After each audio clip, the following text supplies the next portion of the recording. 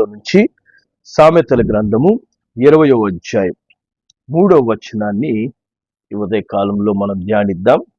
సామెతలు 20వ అధ్యాయము 3వ వచనం. కలహమునకు దూరముగా ఉండుట నరులకు ఘనత, మూర్ఖుడైన ప్రతివాడును పోరునే కోరును. హల్లెలూయా. దేవుని నామానికి మహిమ కలుగును గాక. మరి సామెతల గ్రంథము రాసినటువంటి సొలొమోను రాజు, ఆయన మహాజ్ఞానిగా పిలువబడ్డాడు. దేవుని ద్వారా జ్ఞానం పొందినటువంటి మరి దావీదు కుమారుడైన సొలొమోను మరి ప్రతి విషయం గురించి పరిశుద్ధ గ్రంథంలో చాలా చక్కగా రాసి ఉంచాడు. మరి దేవుని వాక్యంలో ఈ వచనం ద్వారా ఆయన మనతో మాట్లాడుతున్నాడు. పరిశుద్ధాత్మ దేవుడు కూడా మనకు కొన్ని విషయాలు తెలియజేస్తున్నాడు. ఆయన చెప్తున్నాడు, మరి కలహానికి దూరంగా ఉండటం నరులకు ఘనతను కలగజేస్తుంది. తగువులు పెట్టడం, గొడవలు పెట్టడం మరి మానవులకి ఇష్టమైపోతుంది ఈ దినాల్లో. మరి ఆ యొక్క కలహంలోనే జీవించాలని కలహ ప్రియులుగా మనుషులు తయారవుతున్నారు. మరి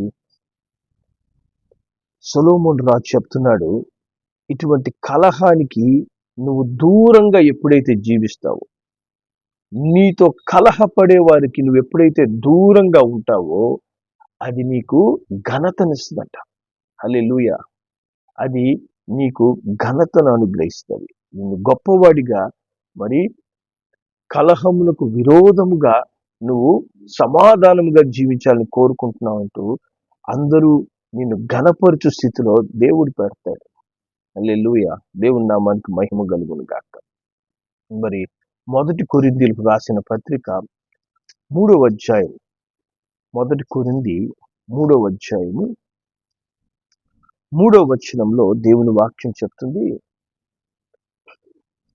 1 కొరింథీ 3:3, మీలో అసూయయు కలహమును ఉండగా మీరు శరీర సంబంధులైన మనుష్య రీతిగా నడుచుకుని వారు కారా అంటుంది దేవుని వాక్యం. కాబట్టి మనలో అసూయ, కలహము అనే స్వభావాలు ఎప్పుడైతే వస్తాయో మనం ఆత్మ సంబంధులం కాదంట.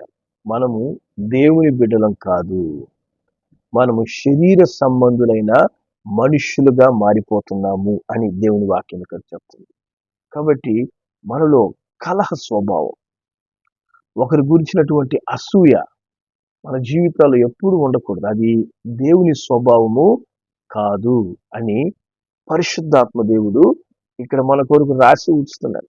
ఈనాడు చూడండి, దేవుని బిడ్డలై ఉండి కూడా అనేక మంది అసూయతో ఒకరు బాగుపడితే సంతోషపడక, ఒకరు సమాధానంగా ఉన్నప్పుడు కలహాలు రేపుతూ, ఎట్లా గొడవలు పెట్టాలా, ఏ విధంగా సమస్యలు సృష్టించాలని దాని కొరికే మనుషులు జీవిస్తుంటారు. దాని కొరికే మనిషి యొక్క ఆలోచనలు ఉంటాయి. మన పేరుకి ఏం చెప్తారు? మేము దేవుని బిడ్డలము, మేము ప్రతి దినము ప్రార్థనలో ఉంటాము, మేము ఆ సంఘానికి వెళ్తాం, ఈ సంఘానికి వెళ్తాం, మాకు సమాజంలో మంచి పేరు ప్రతిష్ట ఉంది. ఏమున్నా కూడా నువ్వు కలహంతో ఉండడం వల్ల ఏమవుతున్నావు? దేవుని బిడ్డవి కాదు, శరీర సంబంధిగా నువ్వు గుర్తించబడుతున్నావు అని దేవుని వాక్యము ఇక్కడ తెలియజేస్తుంది. చూడండి, ఆది కాండంలో అబ్రాహాము ఘనత పొందుకున్నాడంట ఆయన చేసిన కార్యం ద్వారా. ఆది కాండము 13వ అధ్యాయం, ఆది కాండము 13వ అధ్యాయము 8వ వచనం మనం చదివితే 13:8, కాబట్టి అబ్రాము మనము బంధువులము కనుక నాకును నీకును నా పశువుల కాపరుకును నీ పశువుల కాపరులకును కలహం ఉండకూడదు. హల్లెలూయా. అంత చక్కని మాట అబ్రాము చెప్తున్నాడు ఇక్కడ.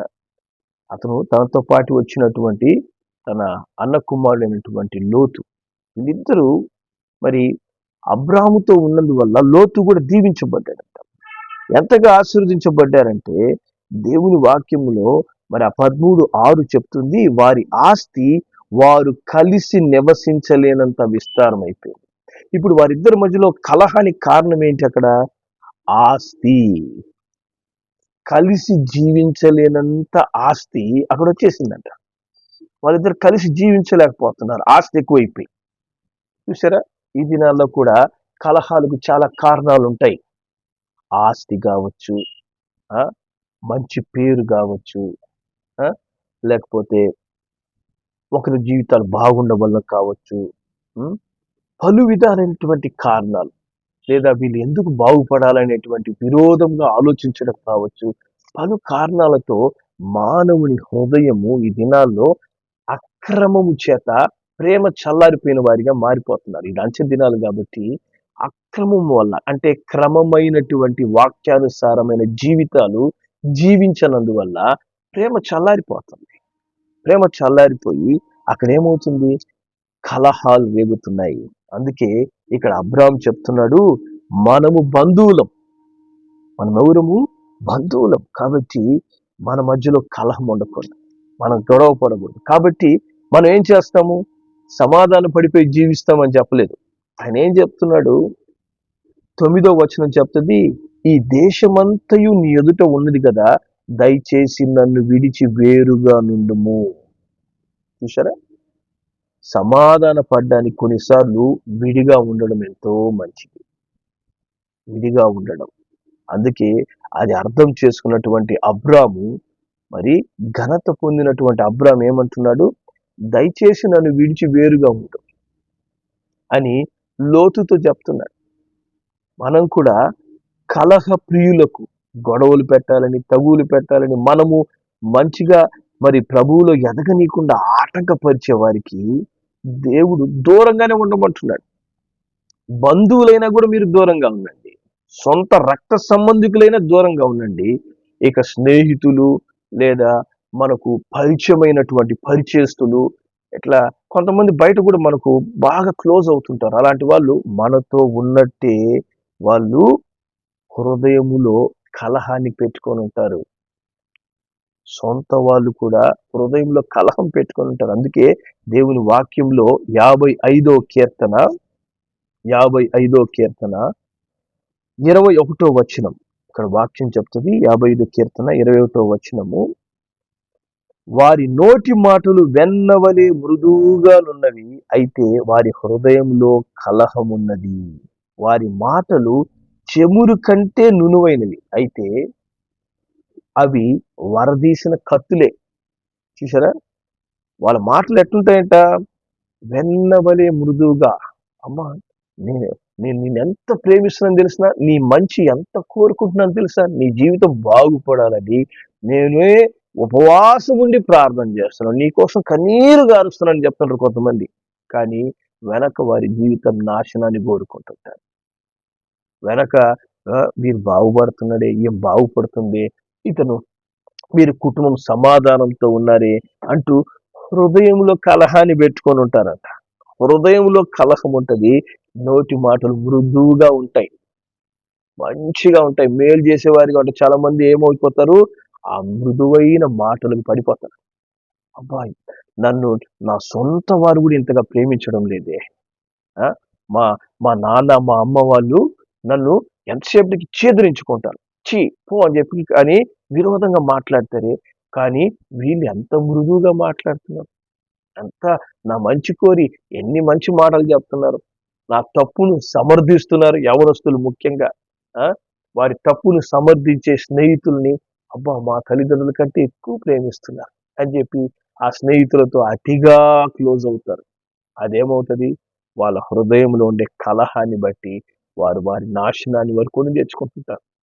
అలాగే భార్యాభర్తలు, మరి భార్యాభర్తలు కలిసి ఉండకుండా వారు మూడో వ్యక్తికి అవకాశం ఇస్తుంటారు. లేదు, సొంత రక్తం పంచుకున్నవారు శత్రుత్వాన్ని పెంచుకుంటుంటారు. ఒక కుటుంబమైనటువంటి ఉమ్మడి కుటుంబాలు అసమాధానాలు ఎక్కువైపోతున్నాయి ఈ దినాల్లో. అన్ని ఎవరు కలుగజేస్తున్నాడు, కలహ ప్రియుడైనటువంటి సాతానుడు వాళ్ళ హృదయాల్లో చేరి ఏం చేస్తున్నాడు, మాటలేమో మృదువుగా ఉన్నాయంట, హృదయంలో చూస్తే కలహం. కాబట్టి దేవుని బిడ్డలైన మనము జ్ఞానం కలిగి మరి సమాధానంగా ఉండడానికి వేరుగా ఉండడం మంచిదని దేవుని వాక్యం చెప్తుంది. అబ్రాహాము ఈ మాటలు సెలవిస్తున్నాడు. అబ్రహామే మరి కలహం ఏర్పడినప్పుడు మనము బంధువుల ఉండి కలహపడకూడదు. వేరుగా ఉండడం ఎంతో మంచిది. వేరుగా నివసించడము ఎంతో మంచిది. కాబట్టి జ్ఞానం కలిగి నీ యొక్క పరిచయాలు, నీతో మాట్లాడే వ్యక్తులు నీకు ఎంతో వెన్నబూసినటువంటి మాటలు, మృదువైన మాటలు పలుకుతుంటే వాళ్ళ మాటలు నమ్మొద్దండి. వాళ్ళ హృదయాల్లో ఏముందనేది ప్రార్థన పూర్వకంగా గ్రహించండి. వాళ్ళ హృదయాల్లో కలహం ఉంటది. నీకు నీ కుటుంబానికి విరోధముగా ఆలోచించే వాళ్ళు అధికమైన వారు తయారైపోయినారు ఈ దినాల్లో. మనల్ని నిజముగా ప్రేమించేవాడు ప్రభు అయిన యేసుక్రీస్తు మాటకు. ఆయనతో మన అనుబంధం ఎప్పుడు మధురంగా ఉంటది. హల్లెలూయా. ఆయనతో మనం నడుస్తున్నప్పుడు మనకు అనుకూలమైన వారిని దేవుడు మన యొద్దకు నడిపిస్తాడు. మనల్ని ప్రేమించే వారి యొద్దకు మనను దేవుడు చేరుస్తాడు. హల్లెలూయా. అందుకే సామెతలు కీర్తనలు 31వ కీర్తన 18 వచనం నుంచి మనం చదివితే 18 నుంచి 20వ వచనం వరకు దేవుని వాక్యం చెప్తుంది. అబద్ధికుల పెదవులు మోయబడును గాక, వారు గర్వమును అసహ్యమును అగుపరుచు నీతిమంతుల మీద కఠోరమైన మాటలు పలుకుతారంట. చూసారా? మరి కలహాన్ని పెట్టుకునే వాళ్ళు ఎటువంటి వారు తెలిసిన? వాళ్ళ పెదాలన్నీ కూడా అబద్ధపు మాటలు, అబద్ధపు పెదవులు అంటవి.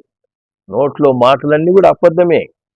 వాళ్ళు అబద్ధపు పెదవులతో మాట్లాడుతుంటారు. అవి నమ్మి అనేక మంది లోబడిపోతుంటారు. జ్ఞానం కలిగి ఉండాల. అబద్ధికుల పెదవులు మోయబడును గాక, వారు గర్వమును అసహ్యమును అగుపరుస్తూ నీతిమంతుల మీద కఠోరమైన మాటలు పడుతారంట. ఎప్పుడైతే మనం దేవునిందు భయము భక్తి కలిగి వాక్యానుసారంగా నీతిమంతులై జీవిస్తుంటామో వారి మీద గర్వము అసహ్యమును కలిగించే మాటలు వారు మాట్లాడతారంట. వారి హృదయాలు గాయపరిచే మాటలు కలహం ద్వారా మాట్లాడతారంట. కానీ దేవుని మహాకృప ఏం జరుగుతుందో చూసారా? 19-20 వచనాలు చూస్తే వాక్యం చెప్తుంది, నీ యందు భయభక్తులు గలవారి నిమిత్తం నువ్వు దాచించిన మేలు ఎంతో గొప్పది. నరుల ఎదుట నిన్ను ఆశ్రయించు వారి నిమిత్తము నీవు సిద్ధపరిచిన మేలు ఎంతో గొప్పది. మనుష్యుల కపటోపాయములు వారిని అంటకుండా నీ సన్నిధి చాటున వారిని దాచున్నావు. వాక్కలహము మాన్పి వారిని గుడారములో దాచుచున్నావు. హల్లెలూయా. కాబట్టి నీతో కలహపడే జనులు అధికమవుతున్నారా? మనం ఏం చేయాలి తెలిసిన? దేవునియందు భయభక్తులు కలిగి జీవించాలి. హల్లెలూయా. నీతో కలహపడే వాళ్ళు, నీకు విరోధంగా ప్రవర్తించే వాళ్ళు మరి నశించిపోవాలి అంటే మనము ఏం చేయాలి? మనకు విరోధముగా మాట్లాడే వాళ్ళతో లేదా మనతో కలహపడు వారికి మనము జ్ఞానము కలిగి దూరముగా ఉండాలి. దేవునియందు భయము భక్తి కలిగి ఉండాలి. దేవునియందు మనం ఎప్పుడైతే భయభక్తులు కలిగి ఉంటామో దేవుడు అంటున్నాడు, మనుషుల కపటోపాయాలు వారికి అంటకుండా తన సన్నిధి చాటున వారిని దాచిపెడతాడంట. హల్లెలూయా. మనుషులు నీకు విరోధముగా కపటముగా అంటే వాళ్ళు చేస్తున్న ప్లాన్స్ నీకు అర్థం కాదు. వాళ్ళు నీకు విరోధంగా ఏం ఆలోచిస్తున్నారని నీవు గ్రహించలేకపోతున్నావు. మంచిగా మాట్లాడుతుంటే నమ్మేస్తున్నావు. గుడ్డిగా వారికి లోబడిపోతున్నావు. అట్లా లోబడిపోవడం వల్ల వాళ్ళు నీకు విరోధంగా ఏం చేస్తున్నారో గ్రహించలేవని దేవుడు ఏం చేస్తున్నాడంట? దేవునియందు భయము భక్తి కలిగిన నిన్ను దేవుని సన్నిధిలో భద్రపరుస్తాడంట. దేవుని అభిషేకాన్ని నీ మీద ఉంచి దేవుని కృపతో నిన్ను కప్పి నిన్ను దాచిపెడతాడు. వారి యొక్క శత్రు క్రియలు ఏది కూడా నీ మీద పని చేయకుండా, నీ కుటుంబం మీద పని చేయకుండా దేవుడు భద్రపరుస్తాడంట. వాక్కలహాన్ని మాన్పి వారిని గుడారములో దాస్తాడు. హల్లెలూయా. ఆ యొక్క వాక్కు ద్వారా వస్తున్నటువంటి కలహాన్ని దేవుడే మాన్పుతాడంట. మాన్పి దేవుని గుడారములో, దేవుని సన్నిధిలో ఆయన మనల్ని దాచిపెడతాడు. దేవుని నామానికి మహిమ కలుగును గాక. చాలా మంది ఎట్లయిపోతుంటారంటే ఇట్లా వాక్ కలహాలు పెరిగినందువల్ల ఇంట్లో శత్రుత్వం పెరుగుతున్నందువల్ల మనుషులు ఏమైపోతుంటారో తెలిసిన? దేవుని విడిచిపెడతారు. దేవుని నమ్ముకున్నందువల్ల, ప్రార్థన చేస్తున్నందువల్ల మరి ఏంటి నా జీవితంలో ఎప్పుడు శత్రుత్వమేనా, ఎప్పుడు అసమాధానమేనా? అటువంటి సమయాల్లోనే మనం ఏం చేయాలి? దేవునియందు భయము భక్తి కలిగి ఉండాలి. హల్లెలూయా. దేవునియందు భయభక్తి కలిగి ప్రభు యొద్దకు నువ్వు రావాలి. అప్పుడే అంట నీ కొరకు దాచి ఉంచిన గొప్ప మేలు దేవుడు నీ జీవితంలో నెరవేరుస్తాడు. హల్లెలూయా. అబ్రహాం జీవితంలో అదే జరిగింది. అబ్రహాం ఏం చేసినాడు? మనం బంధువులం గనుక మనం సమాధానం కలిగి ఉండడానికి మనం వేరుగా ఉంటాము అని చెప్పి అన్నాడు. అనగానే వెంటనే ఏం చేశాడు ఈ లోతు? లోతు అంటే వెంటనే కన్నులెత్తి చూసినప్పుడు సొదొమ గొమొర ఆయన కనపడిందంట. అబ్బా, లోకము ఎంత చక్కగా ఉంది, లోక మనుషులు పాపములో ఎంత బాగున్నారు, అటువంటి జీవితమే నాకు కావాలని చెప్పని ఈ కలహం పెట్టే వాళ్ళు లోకాన్ని ప్రేమిస్తారు.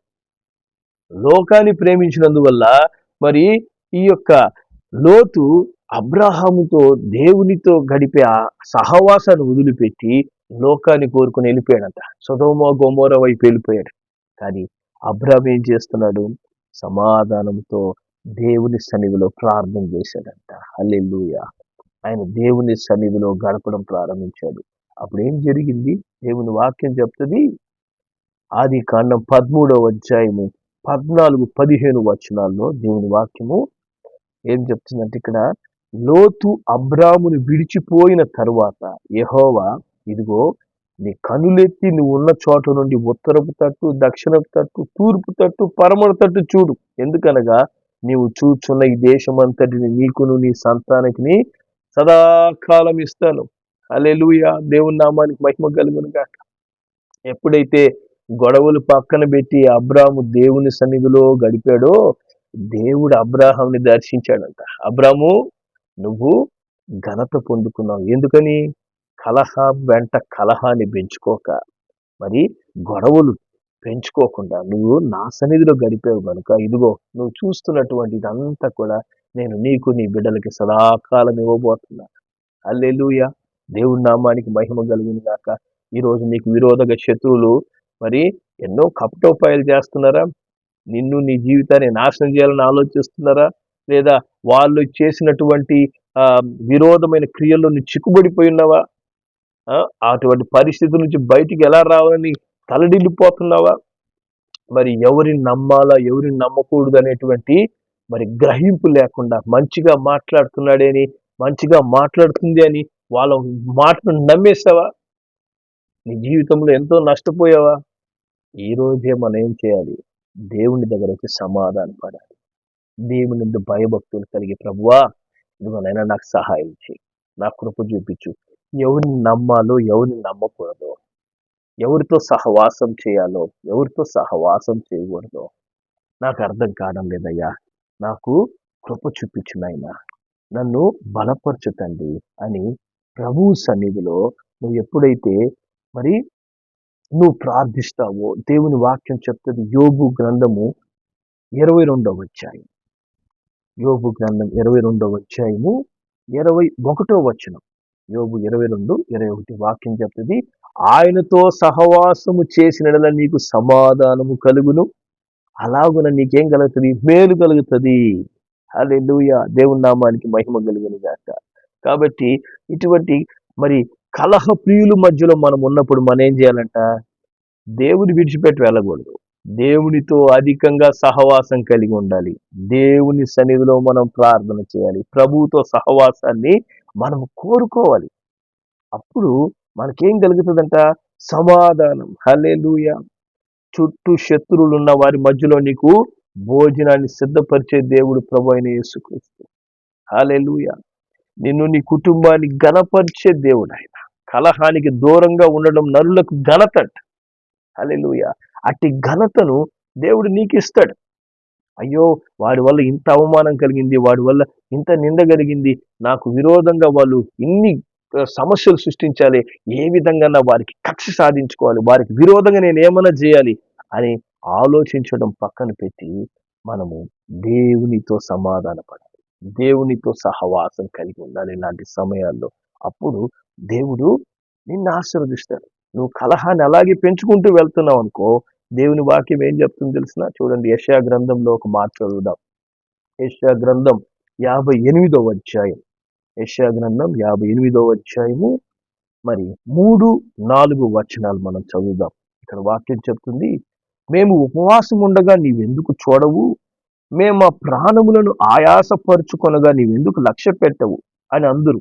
మీ ఉపవాస దినమున మీరు వ్యాపారం చేయుదురు, మీ పనివారి చేత కఠినమైన పని చేయించుదురు, మీరు కలహపడుచు వివాదము చేయుచు అన్యాయముగా గుద్దులాడుచు ఉపవాసం ఉంటారు. మీ కంఠధ్వని పరమున వినబడినట్లుగా మీరిప్పుడు ఉపవాసం ఉండరు. హల్లెలూయా. చాలా మంది చెప్తారు, ఓ నాకు సమస్య వచ్చినప్పుడు ఉపవాసం ఉన్నాను కదా, ఫాస్టింగ్ ప్రేయర్లో కూర్చున్నాను, అయినా కూడా నా ప్రార్థనకి ఏ జవాబు రాలేదండి. దేవుడు అంటున్నాడు, నువ్వు ఉపవాస ప్రార్థనను ఎలా చేస్తున్నావు? గొడవలు పడడం ఉపవాసం ఉండడం, తగులేసుకోవడం ఉపవాసం ఉండడం, తగులేసుకోవడం దేవునితో నడుస్తున్నావు అనుకోవడం. దేవుడు చెప్తున్నాడు, ఈ విధంగా కలహపడుతూ నువ్వు ఉపవాసం ఉన్నా కూడా నేను నీ ప్రార్థన వినను, నీ ప్రార్థన నా యొద్దకు రాదు. హల్లెలూయా.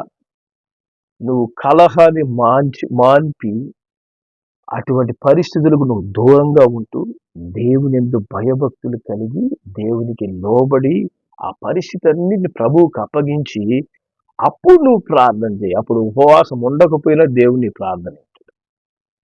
మరి శత్రుత్వం కలిగి కసి పెంచుకొని ఒకరి విరోధముగా ఆలోచిస్తూ మనము ఉపవాసం ఉంటే అంట ఆ ప్రార్థన దేవుని సన్నిధికి చేరదు అంటున్నాడు.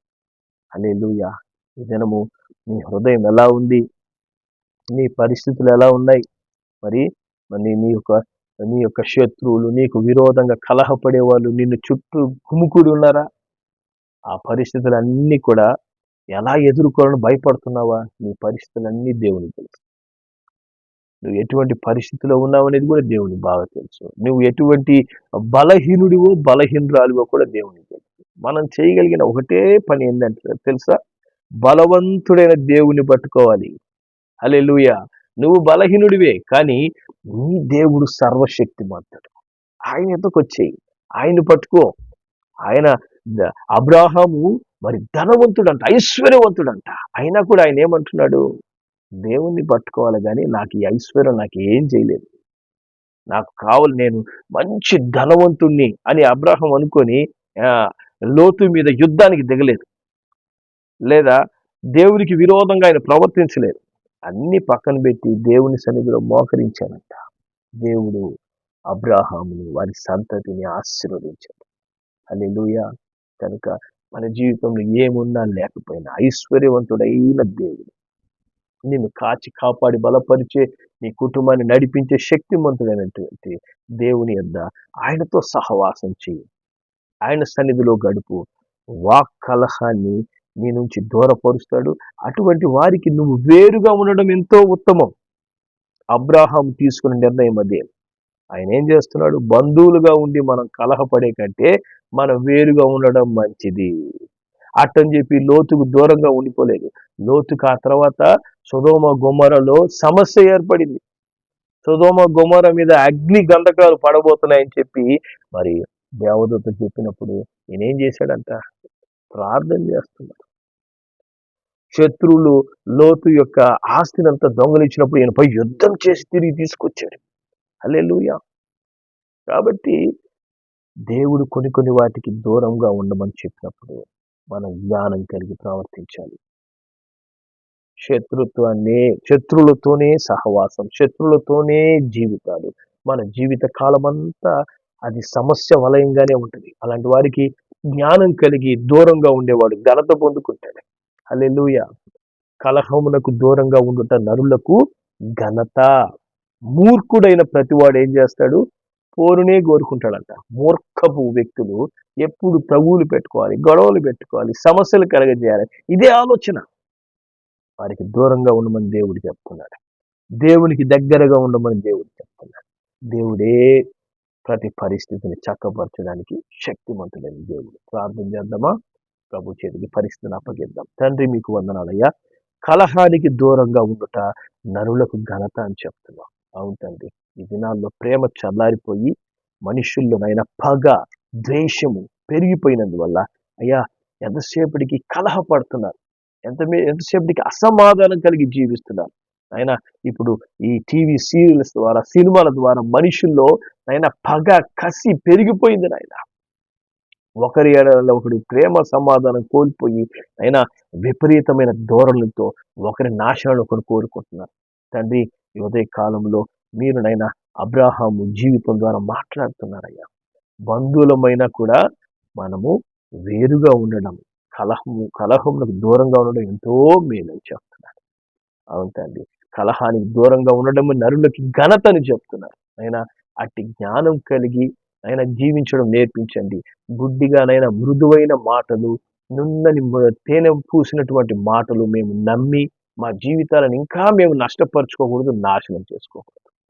తండ్రి, పరిస్థితి గ్రహించి పరిశుద్ధాత్మ సహాయముతో అయినా కలహముకి కారకులైనటువంటి వ్యక్తులకి దూరంగా ఉండడము, వారితో సమాధానం కలిగి ఉండడం మాకు నేర్పించండి తండ్రి. అట్టి కృప మాకు అనుగ్రహించమని, మమ్మల్ని తండ్రి ప్రభు చిత్తంలో నడిచేందుకు ఎప్పుడు దేవునితో మా సహవాసం, దేవునిందు భయము భక్తి కలిగి జీవించడం ద్వారా దేవుని సన్నిధిలో మమ్మల్ని మా కుటుంబాలని భద్రపరచమని యేసు నామములో ప్రార్థిస్తున్నాం తండ్రి.